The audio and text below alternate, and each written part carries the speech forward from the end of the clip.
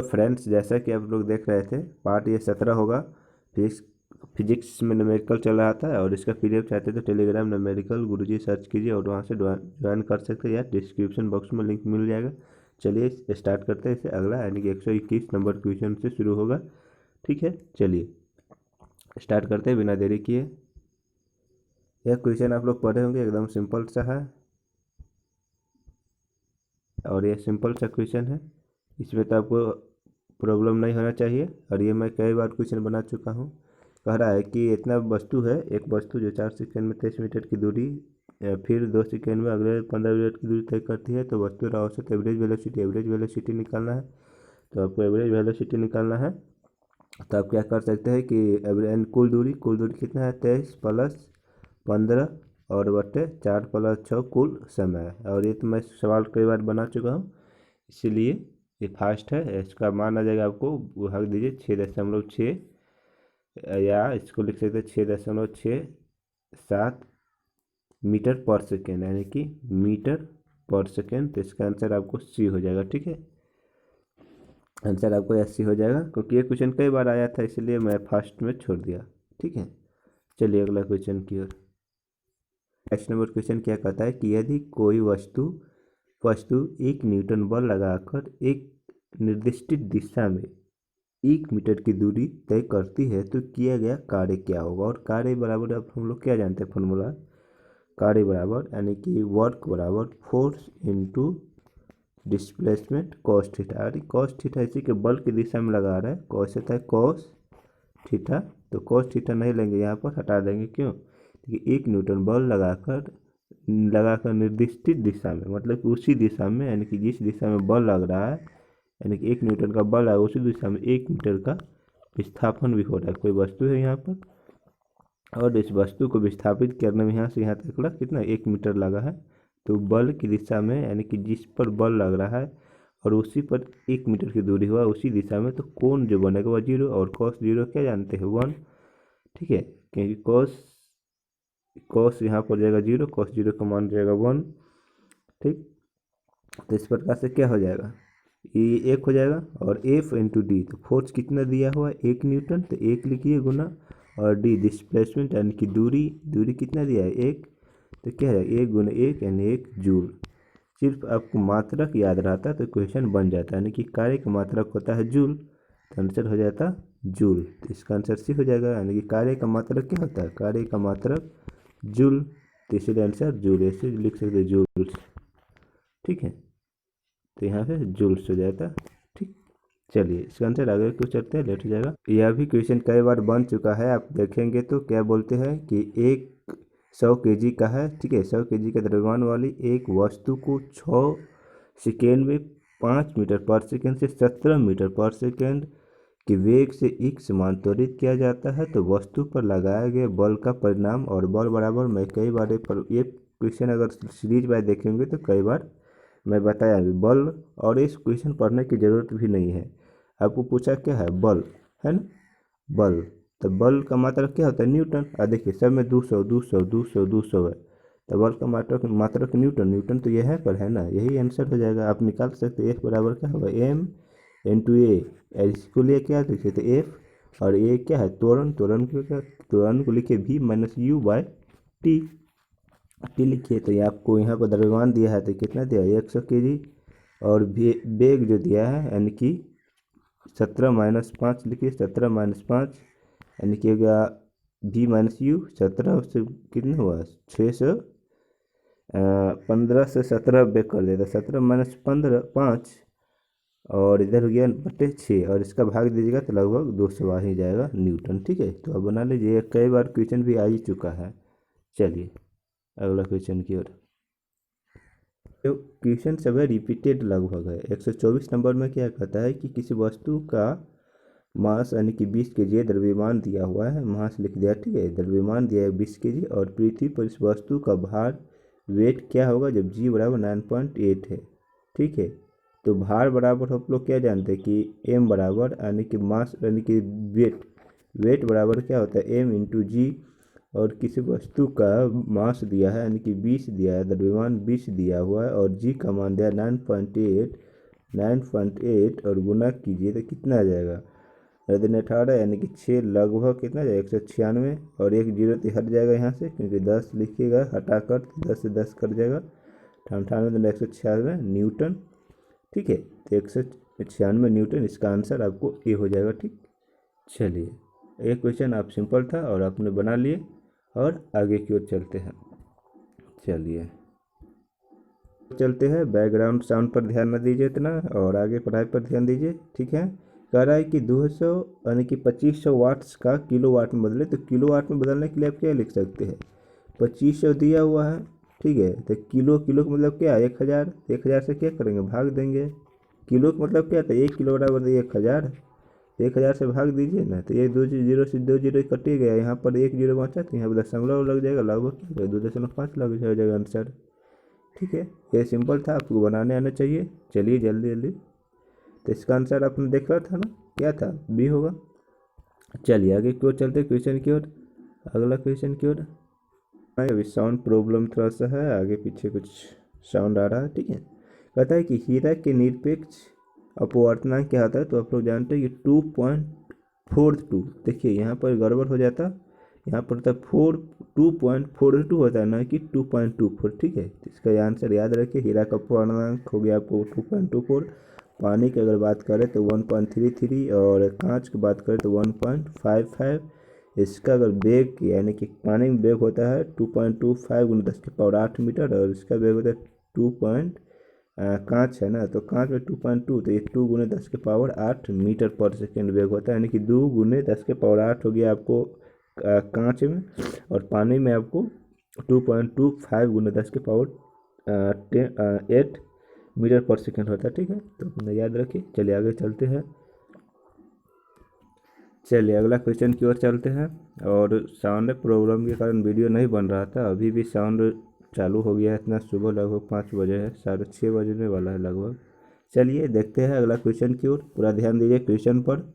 चलिए कह रहा है कि n बराबर इतना, n मान नहीं है, ये हटाइए n का, इनकी 99 किलोमीटर की दूरी तय करने के लिए एक बस के पहिए द्वारा किए जाने वाले घूर्णनों की संख्या यदि पहले का व्यास 63 सेमी है, तो इनका n का मान क्या होगा, यानी कि कोई ये, ठीक है, पहिया है, कोई गाड़ी है, और इसका व्यास जो दिया है आपको, व्यास पूरा दिया यानी कि 63 सेंटीमीटर है, और यह कितना 99 किलोमीटर चला, समझे कितना दूर गया होगा, 99 किलोमीटर तक चला है।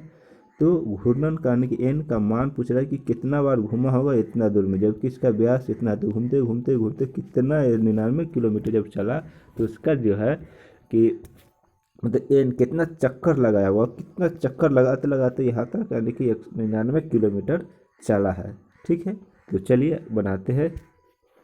यहाँ पर देखिए कि क्वेश्चन क्या कर रहा था आपको, डी यानी कि डिस्टेंस दिया हुआ था 99 किलोमीटर, ये डी है। ठीक है, डिस्टेंस दिया था 99 किलोमीटर तय करना है, और इसको क्या लिख सकते हैं, और ये डिस्टेंस है तो दोनों मिल जाएगा, नहीं तो इसको लिख दीजिए, एस लिख दीजिए, विस्थापन लिख दीजिए, चाहे डिस्टेंस से ही होगा, डी एल लिख रहा है कि दो आ जाएगा। ठीक है, तो दूरी दिया हुआ है, तो मान लीजिए डी है, ये बड़ा डी मान लेते, डिस्टेंस है कितना 99 किलोमीटर, और व्यास, व्यास की अगर बात करें, अगर इसको हम थोड़ा सा अगर छोट कर सकते हैं, नहीं अच्छा रहने दीजिए, बाद में हो जाएगा, 99 किलो 100 रख देंगे, अगर मीटर में अगर बदल लेंगे तो कितना हो जाएगा 99, ये 99, और किलो के ऊपर 3 जीरो हो जाएगा, तो मीटर हो जाएगा यहाँ पर, यानी 99 हो जाए मीटर, और इस पर 3 जीरो हो गया, और इसके बाद हो गया आपको कि डायमीटर, डायमीटर अगर चेंज कीजिएगा, डायमीटर डी, यानी कि डी दिया है तो डी का क्या जानते हैं 63/2, यानी कि त्रिज्या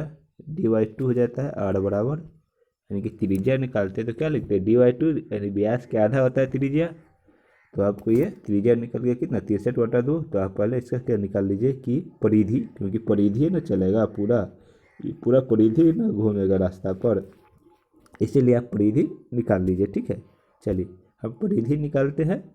आइए, निकालने के लिए क्या लिख सकते हैं कि परिधि को, अगर मान लो परिधि क्या है, एक प्रकार की दूरी तय किया है, और दूरी और परिधि लगभग, अगर मान ले कि परिधि को क्या लिख सकते हैं, मान लीजिए कि चक्कर की संख्या निकालना है ना, तो चक्कर की संख्या यानी कि एन निकालना है, तो परिधि परिधि चला जो 2πr, और बट्टे लिख सकते हैं, बट्टे में आपको क्या लिख सकते हैं, इसमें थोड़ा सा लफड़ा होगा, नहीं हो जाएगा, आपको दूरी हो गया इतना, और इधर हो गया आपको 2πr। एक मिनट रुकिए, परिधि अगर निकाल लेते हैं, परिधि इसका क्या हो जाएगा, डी डिस्टेंस बराबर 2πr, मान लेते परिधि है, और परिधि बराबर क्या लिखिए 2 गुने 22 और बटे 7 और गुने कितना लिख सकते हैं 23, ठीक है, 23 बटे और 63 होगा, 23 नहीं होगा, 63 बटे 2 मीटर है, यानी परिधि 2πr, और आर के इसका मान अगर निकालेगा तो कितना आ जाएगा, लगभग आप काटिए ना तो 198, नहीं इसका सेंटीमीटर में था ना, सेंटीमीटर में था, तो इसको हम क्या लिख सकते हैं, मीटर में चेंज करेंगे, यानी कि सेंटीमीटर में दिया था और ये मीटर में इसको बदले थे कितना 19,000 मीटर में, जैसे भी मीटर में चेंज करना होगा, तो अब 100 से भाग दीजिए तो कितना हो जाएगा 200, ठीक है। अब इसे कटेगा तो यानी कि इतना मान गुना कीजिए तो कितना आ जाएगा आपको 198 बट्टे 100, आपको ये परिधि निकला, ठीक है। और आपको जब चक्कर का मान निकालना है, चक्कर की संख्या n बराबर, तो कुल दूरी कितना है 99,000 और बट्टे 198 और बट्टे 100, जो इसकी परिधि है, जो चला जितना दूरी है, तो ये कितना हो गया ये पूरा दूरी, और कितना ये चला, तो कितना मतलब चलेगा वो परिधि की संख्या यानी चक्कर की संख्या हो जाएगा आपको, ठीक है। तो अब इसका आंसर हो जाएगा, अब इसको भाग दीजिएगा तो लगभग कितना आ जाएगा, आप काट दीजिएगा तो 50 पर 000, ठीक है, 50,000 आ जाएगा इसका मीटर, यानी कि ये मीटर में आंसर, नहीं मीटर में नहीं होगा क्योंकि n का मान है, इतना बार इसे चक्कर लगाना होगा। अगर 99 किलोमीटर की दूरी तय करेगा तो उसके लगभग 50,000 बार चक्कर लगाना होगा, तब जाके 99 किलोमीटर की दूरी तय करेगा। तो आप इसे बना लीजिए। चलिए, तो इसका आंसर कितना हो जाएगा, आपको आंसर की बात अगर करें तो ये हो जाएगा 50,000, ठीक है। चलिए, और यहाँ पर जो 128 नंबर क्वेश्चन कर रहा है कि एक दुकान की एक माह में 250 यूनिट की ऊर्जा का उपयोग करती है, तो कितनी ऊर्जा का उपयोग जूल में पूछ रहा है, जूल में निकालना हमें, तो जूल में निकाल सकते हैं, ठीक है। जूल में तो निकाल ही सकते हैं कि एक जूल बराबर क्या, एक यूनिट बराबर 1 यूनिट बराबर कितना जानते हैं कि 3.6 × 10⁶ जूल।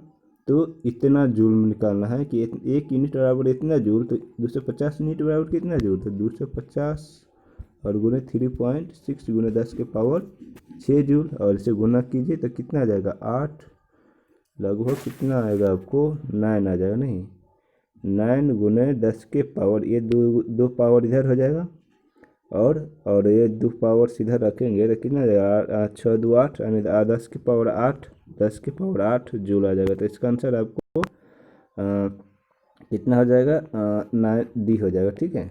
इसका आंसर आपको डी हो जाएगा, ठीक। आप गुना कर सकते हैं ना, 3.66 गुने 10⁻6, और इस पर था 250 न्यूटन इसका यूनिट, तो आप इसे गुना कीजिए। अगर 2 के अंक के बाद दशमलव देते हैं तो ये हो जाएगा, यानी कि 10⁻2 लिखना होगा, ठीक है।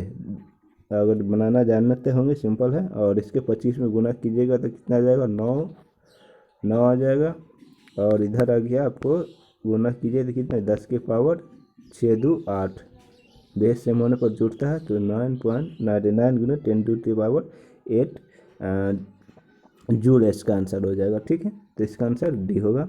चलिए अगला क्वेश्चन की ओर चलते हैं। तो फिर आ गया, रिपीट हो गया, एवरेज वेलोसिटी निकालना है, और इसमें क्या है कि इतना करता है, तो औसत चाल पूछ रहा है। देखिए सबका मान सेम है लगभग, है ना, सबका मान सेम है, और पूछ रहा है औसत चाल का मतलब क्या आता है, मीटर पर सेकेंड या वेग का या चाल का, सबको मतलब क्या था मीटर पर सेकेंड। तो जिसमें मीटर पर सेकेंड है, जिसमें -1 लगा होगा, या मीटर पर सेकेंड ऐसे भी लिखते हैं, जिसमें लगा उसका आंसर हो जाएगा। इसका आंसर ये हो जाएगा। इसमें देखिए मीटर पर सेकेंड लगा, इसमें कोई मीटर परसेंट माइनस नहीं लगा इसलिए गलत हो जाएगा। 2 में मीटर है इसलिए गलत होगा। और सी में जो है, सी में क्या पर सेकेंड, इसलिए इसका आंसर नहीं होगा। चलिए, ये सिंपल था और कई बार आ चुका है। थोड़ा सा देख लीजिए क्या कहता है कि 10 kg की द्रव्यमान वाली एक वस्तु है जिसका वेग है 2 मीटर पर सेकेंड, स्क्वायर नहीं होगा। ठीक है, ये 2 मीटर पर सेकेंड होगा, ये स्क्वायर गलत लिखा हुआ है। चलिए हम लोग आगे चलते हैं। ठीक है, तो इसके साथ गतिमान वस्तु को द्वारा संवेग क्या होगा, यानी कि संवेग पूछ रहा है पी बराबर क्या था, संवेग, इसको संवेग करते एम बराबर एम भी। पी हो गया आपको संवेग, ए हो गया द्रव्यमान और इसका हो गया ये वेग हो गया। तो द्रव्यमान कितना है 10 kg और वेग यहाँ पर मीटर पर सेकेंड है। ठीक है, स्क्वायर दे दे गलत है। और यहाँ पर 2 कितना हो जाएगा 20, 4 से 20 केजी का मास होता है द्रव्यमान का केजी, और वेग का होता क्या मीटर पर सेकेंड, तो मीटर पर सेकेंड। तो इसका आंसर मात्रा क्या है केजी मीटर पर सेकेंड। तो इसका आंसर आपको बी हो जाएगा। ये नहीं, डी नहीं होगा क्योंकि इस पर माइनस नहीं लिखा हुआ। ठीक है, केजी मीटर पर सेकेंड होता है तो पर सेकेंड के लिए माइनस लगाना होता है, जबकि इससे नहीं होगा। ठीक है, तो इसका आंसर आपको बी हो जाएगा। तो इस प्रकार से रहने दीजिए। बैकग्राउंड साउंड बहुत प्रॉब्लम आ रहा है और इससे आगे नहीं हो पाएगा आज। तो वीडियो अच्छा लगा तो लाइक सब्सक्राइब शेयर जरूर कीजिए और टेलीग्राम से जुड़िए। पीडीएफ के लिए धन्यवाद। बहुत सारा पीडीएफ है कि सब आपको क्या बोलते हैं, केमिस्ट्री, फिजिक्स, बायो तीनों का जो नया बुक आया अभी प्लेटफॉर्म की सब अपलोड है। चलिए धन्यवाद।